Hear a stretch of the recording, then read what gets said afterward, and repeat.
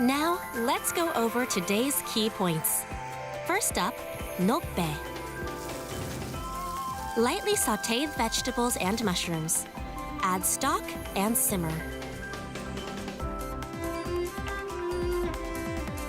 For sobagaki, combine buckwheat flour and water. Then heat and knead thoroughly. Serve it in a bowl and pour in the soup to finish. Next, vinegared edible chrysanthemum. Remove the petals and boil them for 10 seconds, adding some vinegar. Season with vinegar, then add the peanuts to finish. We hope you'll try these traditional dishes from snowy Niigata at home.